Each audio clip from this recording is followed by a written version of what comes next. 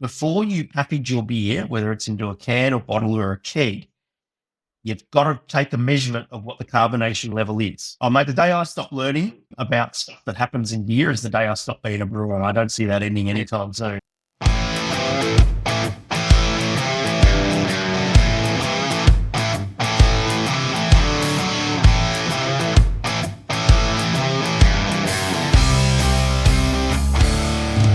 G'day, brewers. Welcome to the Quality Focused Pro Brewers podcast. My name is Hendo, and I'm joined by Adam Shell. How you doing, mate?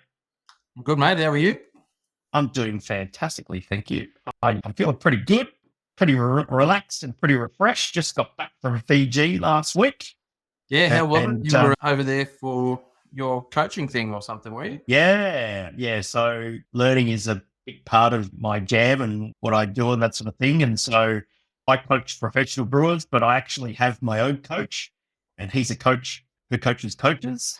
Yep. It's very meta, but I learned heaps, and the whole idea is that I can just learn how to be a better coach and get better outcomes for the community and that sort of thing. So it was lots of fun. It was all work. It was actually the first business trip that I've taken in a long time that was not beer related. And so the only beers that you could get in this resort was Fiji Gold and Fiji Bitter. That was your choice. Are they as exciting as they sound? Oh my God. Firstly, they look like knockoffs of Forex Gold and VB, which are two very well-known Australian beers. I think I posted on my Instagram like what they look like side by side, and you can always have a bit of deja vu. The Fiji Gold was pretty good. It's just pretty run-of-the-mill macro lager and that sort of thing, but the Fiji Bitter was so oxidized. It was just not that good at all. Right, yeah. So, but I learned heaps and I had fun, and it was 4 days and did a bit of fishing and walks on the beach and lots of learning sessions and stuff like that. So it was pretty good. So, yeah. Yeah. Quick question about those beers. Are they contract brewed and shipped over, or do they have a brewery there that does those beers? Or That's an excellent question, and I don't know the answer to that. I brought up my phone as I was drinking the beers and that sort of thing to try and find out if they were brewed elsewhere and imported, or whether they were actually brewed there. I'm pretty sure that I think it's Asahi has a brewery, the Fiji brewery, and that sort of thing. Whether it's still there, I'm not entirely sure. Yeah, maybe someone can help us out on Instagram or in the Quality Focused Pro Brewers Facebook group or something like that. Let us know. Very curious. Yeah, be interesting. Know. Yeah, absolutely. So, what are we talking about today, mate? Mate, I reckon I'd love to talk about carbonation. I've got a whole bunch of questions that I've written down that I reckon you'll know the answer to. There's a whole bunch in there that I think that you've answered before, but I think that some people will want to know. So I think it's a good topic. It's super important because no one likes drinking flat beer. So it's a bit good. No one likes having gushers and all that sort of stuff as well.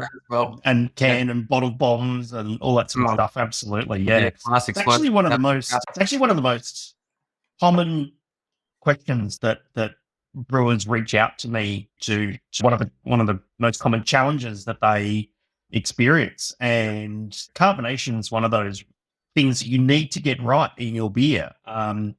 If you sell beer that is flat, like the beer is not going to taste the way that you want it to taste. It's not going to look the way that you want it to look, because you need the carbonation to create the foam and head retention in the beer. And consumers, punters, they drink with their eyes well before they drink with their nose and their mouth and that sort of thing. So if the beer doesn't look great, their mind is already made up and that sort of thing. So yeah, let's dive into a bit of carbonation, shall we? Yeah. So, well, do you want me to I've got a couple of questions here. Do you want me to fire off one or two, or send it? Absolutely, mate. Mate, this is a simple one. I reckon you'll get it. But what's one of the most common problems that you see brewers face with carbonation? Because there's a lot of factors that can happen after you've packaged. It can be during the packaging, before. Yep.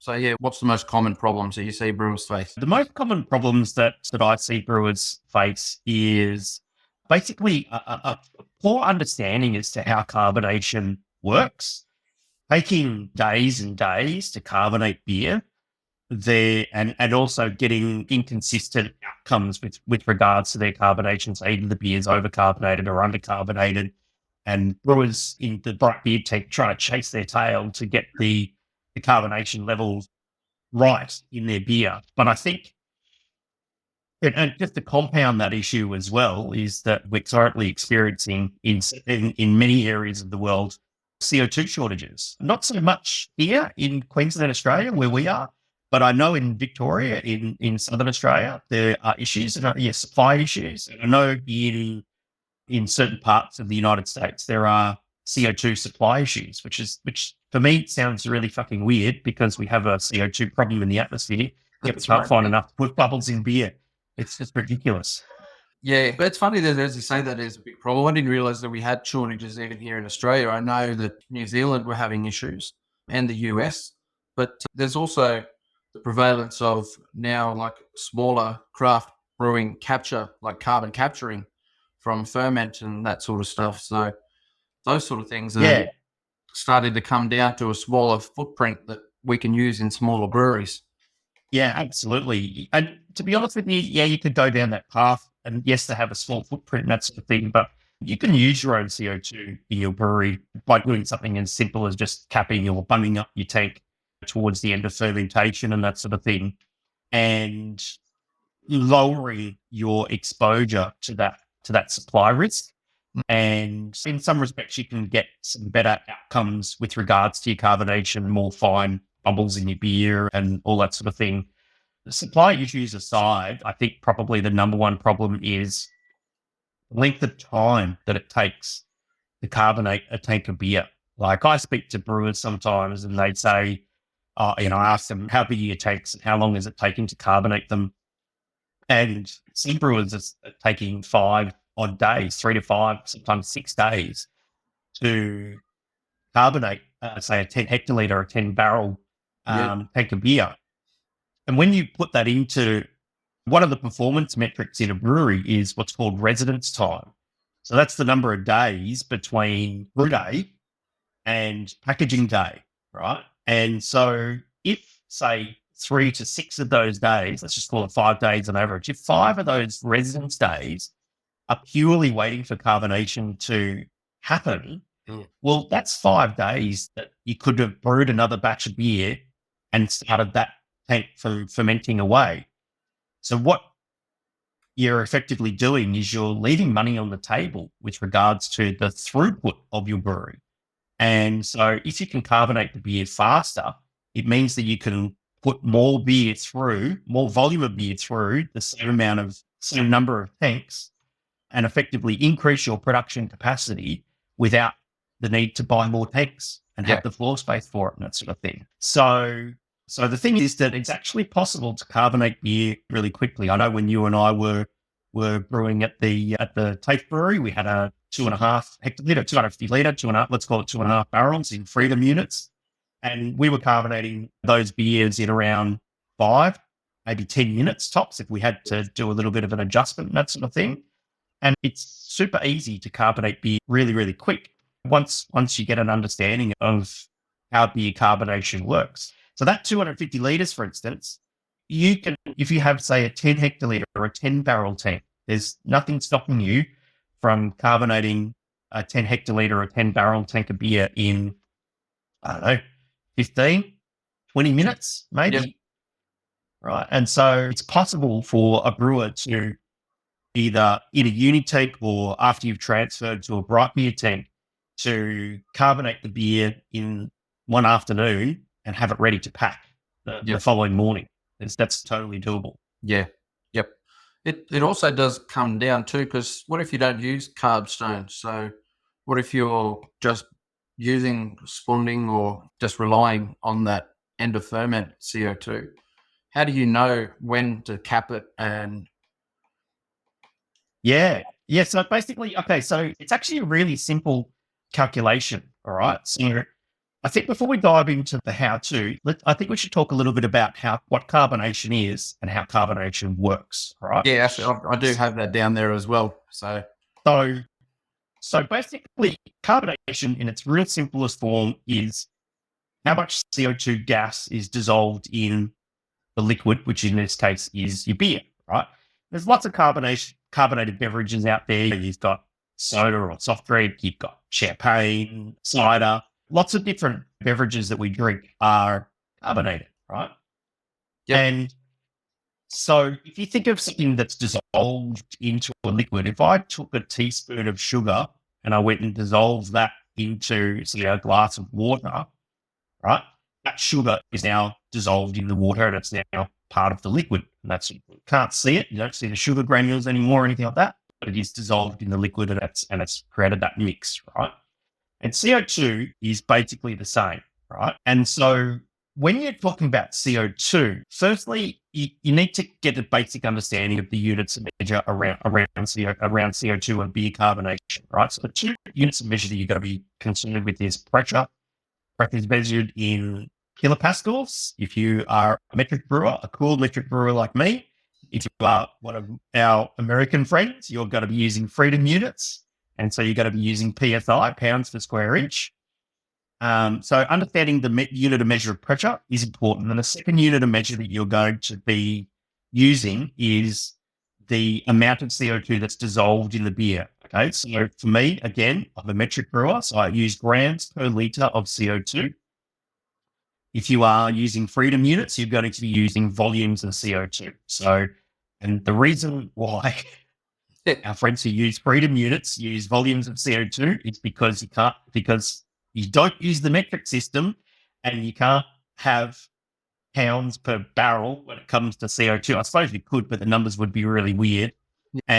Or ounces per barrel or something like an ounce, and how an ounce relates to a barrel just doesn't work. And so you have to use a ratio, which is the number of volumes of gas versus the number of volumes of beer. And the thing that makes beer carbonation or carbonation of any beverage work, or any gas in any liquid work, is there's a fundamental principle or a gas law called Henry's law. Okay. And so Henry's law says that the partial pressure of a gas above a liquid is proportional to the amount of gas that is dissolved in the liquid. Okay. Which basically means the more pressure with a gas above a liquid, and let's talk about here, means that more of that gas is going to be dissolved into the liquid. Okay. Yep. Simple as that. If I lower the pressure, less gas is going to be dissolved. If I increase the pressure, more gas is going to be dissolved in the liquid. Okay. Does that also go in a ratio of time as well? No, fundamentally, Henry's law is all about the pressure versus the amount of gas dissolved in the liquid. Okay. Now, it's interesting that you raised time, because one of the things about Henry's law is there's a it's basically a multiplication calculation. And one of those numbers is a number called Henry's coefficient, right? Which talks about the efficiency of how gas and all of the variables around gases dissolving into liquids. Okay. So if you think about the variables of dissolving a gas in a liquid, right? I could dissolve CO2 into beer, or I could dissolve nitrogen into beer, right? I could change the gas, or I could change the liquid. I could dissolve CO2 into champagne or cider or motor oil. To take an extreme example. And so Henry's coefficient talks about, or it's basically a number that represents all of the variables that affect how efficiently the gas will dissolve into the liquid. Okay. Yep. One of the prime things of Henry's law, right, that's keeping you alive and you breathing, right? Henry's law is keeping you alive and breathing right now, right? Because you're breathing in air, your lungs exchange CO2 in your blood with oxygen, and the blood is dissolved. You've got dissolved oxygen in your blood, and that's what feeds you and keeps you alive, right? It's the same principle, right? Same gas law is Henry's law, okay? And it's good to be really closely related to beer carbonation, but hey, here we are. And so basically, there's another gas thing. So instead of CO2 into beer, we're dissolving oxygen into blood. Yep. Henry's law still applies, okay? The pressure of a gas above a liquid is proportional to the amount of gas dissolved in the liquid, right? And so So basically what that means, and what most homebrewers do, and what a lot of people who are homebrewers who go pro do in the brewery, is how they will carbonate beer is they will put a lot of head pressure on the vessel and wait for the equilibrium. So to answer your question about time, it's not a question of time that is the issue. What the issue is the surface area of the gas liquid interface. Right? So if you're a brewer who simply puts head pressure on a tank and waits 3 to 5 days, the surface area where the gas is able to dissolve into the liquid is simply the disc at the top of the tank where the beer is sitting and the gas starts, right? And so the surface area that you've got is quite simply is the area of the tank itself, right? Or the top of the beer itself. Okay. And so basically I'll come back to the gas liquid interface in a second. So basically, if we go back to Henry's coefficient, okay, one of the variables in Henry's coefficient that affects how soluble CO2 is in beer is temperature. Right. And so, because we've all had a bottle of Coke or soda water. Yeah, exactly. Right. So gases are able to dissolve into liquids much faster when the liquid is cold. Okay. And it's the opposite. If I had a teaspoon of sugar and a glass of water and I kept adding teaspoons of sugar in, eventually I'm going to put enough sugar in that no more sugar can dissolve in the water. But if I heat the water up, like make a cup of tea or a cup of coffee or something like that, I can actually dissolve more sugar into the water. Okay. It's the reverse with gases being dissolved into liquids. The colder the liquid is, the more gas that can be dissolved into that liquid. Right. And so that's a number that's part of Henry's law and that sort of thing. If you change the gas, for instance, right, from CO2 to nitrogen, right, nitrogen does not dissolve into liquids, water-based liquids like beer, as quickly or as easily as CO2 does. Right? And that's just the nature of nitrogen. And so what do you need to do in order to get nitrogen to dissolve into beer? You either need to lower the temperature or you need to increase the pressure.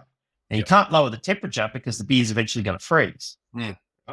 So the only way that you can get more nitrogen to dissolve into the beer is to increase the pressure. So typically, when we drink beer, the typical carbonation level of beer is, let's say, 2.6 volumes or 5.2 grams per litre of CO2. And there's always an equilibrium between the pressure of the gas above the liquid and the amount of CO2 dissolved in the beer. Right? And the equilibrium point for cold beer, I know there's, like, I'm sure someone's going to get their carbonation table out and that sort of thing, but just roughly speaking, 2.6 volumes or 5.2 grams per litre at 0 degrees Celsius or 32 Fahrenheit. How good are my freedom units, by the way, today? And it's about 75-ish, 80 kPa or 10 psi, right? That's the equilibrium point. And you need to make sure that that's the balance point, right? But for nitrogen, right, if you want to get that nitrogen won't really dissolve into beer at that pressure. And so you need to get the pressure up to pressures well above what a typical beer tank's maximum safe working pressure is. Right? And we're talking hundreds of kPa or tens of psi. And I don't know the number off the top of my head exactly what that number is because I don't nitrogenate a lot of beer in the brewery. And so that's why when Henry's law and Henry's coefficient says if you change the gas, then the ability and the ease of the gas to dissolve in the liquid will change as well. Imagine trying to carbonate motor oil. Let's change let's keep CO2, but let's change it from beer to motor oil. Is CO2 going to dissolve into motor oil as easily as beer? No way. Right? No. That's Henry's coefficient, right? And Henry's law, and when you see carbonation tables that a lot of brewers use and that sort of thing, it's basically Henry's law at work based on the equilibrium points. That's pretty cool. I think quick one before we move on to a couple of other questions. We've talked about CO2 and nitrogen. Is there any other gas that, like, because you see that viral video of the guys drinking helium injected beer, which is false. But is there any other gas, or is it just that CO2 is the most prevalent and safe for us to have in beer, and nitrogen? Well, there is another gas that can dissolve in beer, but we don't want it there, which is oxygen. Oh, yeah, 100%. That's a bloody good point, right? So let's change the gas from CO2 to oxygen. Now, the really interesting thing with Henry's coefficient and when you have oxygen in beer is that oxygen dissolves into beer more easily than CO2. And so if you have, say, a tank headspace that has CO2 and some oxygen accidentally in there, some air accidentally in there, the oxygen will have the propensity to dissolve into the beer first and then do its fucking job of starting to sail and destroy beer and that sort of thing. Great. Nice one. So we've touched on there like how carbonation works, but how do carbonation stones work? Yeah. So I was talking before about the surface area of the gas liquid interface. Okay. And so if you just put head pressure on CO2 above beer in a tank, the gas liquid interface is the disc of beer where it meets the gas in the headspace of the tank, right? And so if we want, and if you put head pressure on your tank and you raise the pressure up to 20 psi or 150 odd kPa or something like that, it's going to take a long time because the surface area is merely that disc. Well, we can carbonate beer faster if we increase the surface area. And that's what carbonation stones do. So by injecting carbon dioxide through some sintered stainless steel, which is what a carb stone is, instead of having a flat disc, we can create millions and millions of tiny little gas spheres, little bubbles, right? And because they're a sphere instead of a disc, they have more surface area, okay? And so what a carbonation stone does is basically massively increases the surface area of the gas liquid interface. And that's why carbonation stones, that's how carbonation stones and why carbonation stones work. Yeah. Very ingenious. How much does that disturb the tank? Like what's going on inside the bright tank when you're doing that? Like, is it channeling around? Like, can you push it too hard and disturb any beer particulates and bring that up as well? Or fobbing? Like, what issues can you have with? Yeah, it's a good question. Okay. So let's say you're a brewer who is unitanking your beer, okay, and you dry hop that beer and you've got a carb stone in that tank. Let's say even if you've taken, all of the dry hop material out of that unitank and you start to carbonate that beer, you never 100% get all of the dry hop and trub and yeast out of the beer. And then you're going to go and carbonate it, and effectively you're going to create a lot of turbulence. And if there's any dry hop material, yes, you are going to throw that up into the beer, and you're going to have, say, some dry hop material in your beer. Now, usually, if you unitank a beer, then it's going to take a little bit of time for that to settle back out again, maybe a day or two or something like that, right? If you've transferred the beer to a bright tank, chances are you've separated the beer from the true dry hop and yeast. Maybe a little bit might carry over. Maybe you might go through a centrifuge or something like that, but there's less propensity for that to happen, as in throwing up particulates and solid matter into the beer when you're using a carbonation stone. So yes, you create some turbulence. Okay. So to answer your question about fob and beer in the tank, well, if you've got sufficient head pressure above the beer, then the CO2 that you're injecting into the tank with the massive amount of surface area via the carb stone that you've got means that's a lot of the CO2 is going to immediately dissolve into the beer, not reach the top of the beer, and therefore not cause fob. And there's also a lot of people will say, oh, we'll force carbonate beer too much because CO2 scrubbing, aroma compounds, and that sort of thing. And yes, that is a thing. But provided that the difference in pressure, the differential pressure between the headspace of the tank and what you're pushing into the carbonation stone, often that's called wetting pressure. Yep. Right. As provided you keep that pressure close, right? The wetting pressure of the carb stone will always need to be slightly higher than the head pressure in the tank because you've got to get the CO2 in there. If you keep that to a minimum, you'll also keep the scrubbing and fobbing inside the tank to a minimum. Because if you fob beer inside a tank and create foam in the tank, it's not going to create foam in the glass. Right? So it is possible to carbonate beer fast with a carbonation stone and not cause CO2 scrubbing of aroma compounds and fobbing to therefore not cause foam issues in the glass and that sort of thing. Yeah, cool. Now, you've talked on volumes and KPIs and all these different analytical terms. Measuring CO2, I've used Zahm Nagel, I've used the Taprite and CBox and all sorts of things. So, yeah, talk us through how you get those measurements from these tools. Yeah. Okay. Good. So, how many times have you been told, "Oh, mate, I can taste"?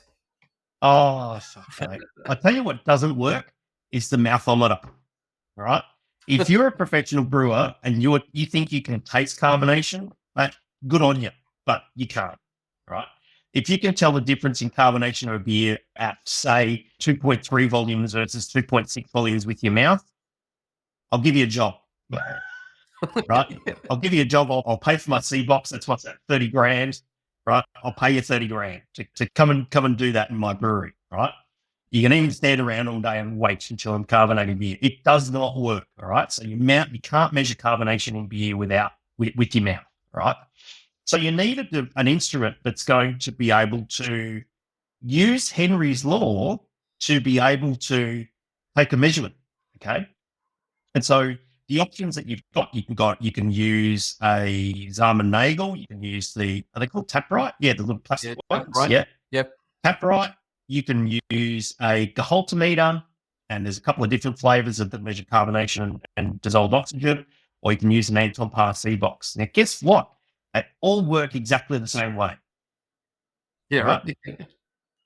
And how they work is basically you counter pressure fill, just like you're filling, say, a bottle or a keg, you'll counter pressure fill with beer, the instrument. There'll be a sealed chamber, and what you'll do is you will then release the head pressure and seal it back up again. And then you'll agitate the beer in such a way. So if you've got the Zahm Nagel, you're going to be fucking doing these ones, shaking your Zahm Nagel. If you're lucky enough and you've got a Gehaltometer or a CBox, it's going to do it itself. The CBox has got a little impeller that does the turbulence. The Gehaltometer vibrates the beer, right? So vibrating the beer or agitating the beer forces the CO2 out of solution and into the headspace of the instrument. Right? And then it just becomes a really simple process of measuring the pressure in the headspace of the instrument and the temperature of the beer. And then all these instruments have built-in carbonation tables. Or you go and look up a carbonation table as you use Zahm Nagel, right?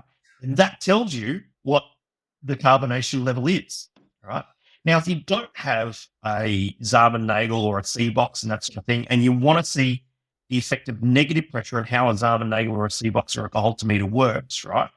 Go and grab a syringe, preferably large one, like a 50 ml syringe and that sort of thing.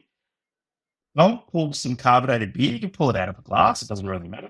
Go pull some carbonated beer into the syringe, then point the syringe up, pull about half an inch, centimeter or so of headspace into the syringe, put your finger over the end and pull the plunger down, right? And what you're doing is you're creating negative pressure inside that syringe. And all of a sudden what you'll see is all the CO2 come out of solution and go into the headspace.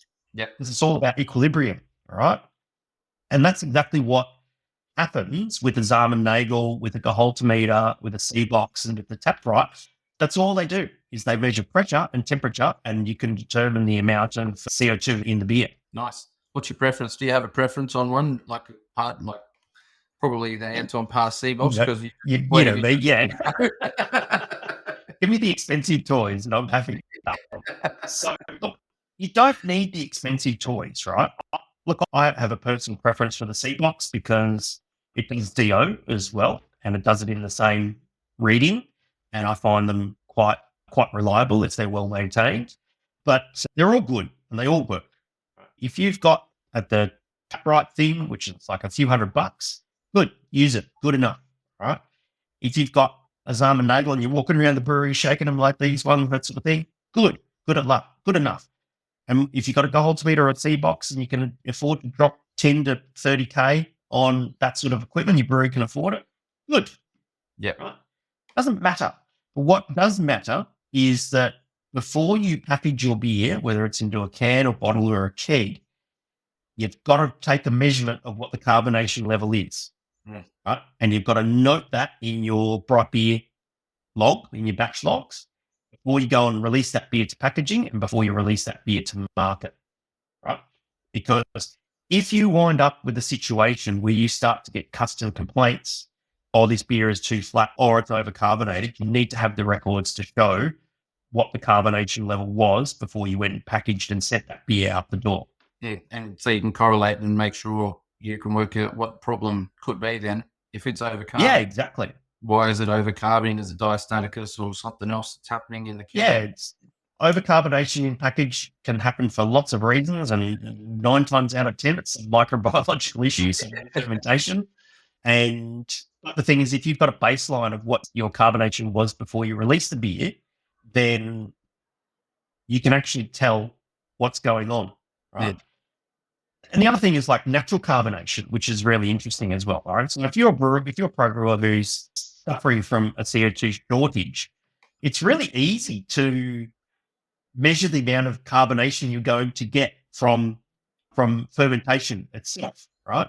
And again, I'm a metric brewer, but this is one of the times that I switched to Plato because it makes it easy to understand. So one Plato is about 4 SG points for all of the cool metric brewers out there. If you're doing freedom units, I love you, but here we are, right? I'm on your side for the moment, right? So 1 Plato of gravity shift equals 0.5% ABV and 0.5 grams per litre of CO2, right? Most beer at the end of fermentation has somewhere between 1.3 to 1.8 volumes of CO2. So it's 1.94 grams per litre per volume, all right? It's a pretty easy linear calculation, right? So at the end of fermentation, you're going to have 1.3 to 1.8 volumes of CO2 in a beer just from fermentation, which is about 2.5 to 3.5 grams per litre of CO2. We've only got to get from that point to 2.6 volumes, say, or 5.2 grams per litre. So the beer is mostly carbonated, all right? And so let's say I'll take the halfway point, right? So let's say I've got a beer that's 3 grams per litre at the end of fermentation. I'm trying to get to 5.2, right? And if I know that 0.5 gram per litre per Plato gravity shift is created, right? That means to go from 3 grams per litre to 5.2 grams per litre, I need 2.5 Plato of gravity shift, right? Yep. So I can bung the tank. If I've got a beer that I know is going to finish at 2 Plato, if I bung the tank at, say, 4.5 to 5 Plato and let the pressure build up at the end of fermentation, by the end of fermentation, I'm going to very closely wind up with a beer that's fully carbonated. Yeah. And that's the beauty of, that's one of the elegant things about Plato, but with the measurement of alcohol versus carbonation. But it's such a fucking weird thing, Adsy, because it's like, okay, I'm using Plato to give me grams per litre of CO2. It's like, but it's good when it all works. But it works, exactly. Yeah. So if you are an SG brewer, right, roughly speaking, it's 4 SG points as 1 Plato. And if you're naturally carbonating your beer and you're just looking to get close enough, that's enough. That's close enough, right? You don't have to get your fucking calculator or your spreadsheet out, that sort of thing. Just do it in your head, get your phone out, use your calculator if you need to, and that sort of thing. And it's close enough. And the thing is, if you get in the ballpark, right, and all you got to do is just let's say you get to 5 grams per litre at the end of fermentation when you put the beer on chill, right? All you're doing, if you need to force carbonate the beer, it's only a tiny little bit. All those arguments about, I'm going to scrub the aroma compounds, that sort of thing, not for 0.2 grams per litre. Yeah. Right? And you think about the time that it takes to pump in 0.2 grams per litre or 0.1 volumes of CO2. Yeah. Doesn't take long at all. Not that stuff to beer. Who gives a shit? You got any better styles that suit maybe a lower CO2 amount of CO2 that's dissolved in a beer? Like, are there any? Yeah, good question. So every style of beer has its own appropriate level of carbonation, right? So if you're doing things like British style beers like ESB and IPAs, Scottish ales, all that sort of stuff, they tend to favour a lower level of CO2, which is why you see them. You see the whole concept of cask conditioning, right? Yeah. That's natural carbonation that's happening via fermentation in a cask. Now, admittedly, that's a whole different skill set to be like a cellar person in a British pub because you've got chives and spiles and shit that I don't understand. Yeah. The concept is the same. It's still Henry's law, right? Is how much gas in the headspace of the beer that you're venting off. And so they tend to prefer lower levels of carbonation. Imperial Stout as well, I'd probably throw in there. And then you go into like what I would consider to be normal pale ale, IPA, lager styles, the drinking beers. Yep. Right? They would have like a medium level of carbonation. So you're talking about 2.6 volumes, 5.2 grams per litre. English styles are going to be like around low twos for low 2.2 volumes of CO2, something like that, whatever you prefer. You're the brewer.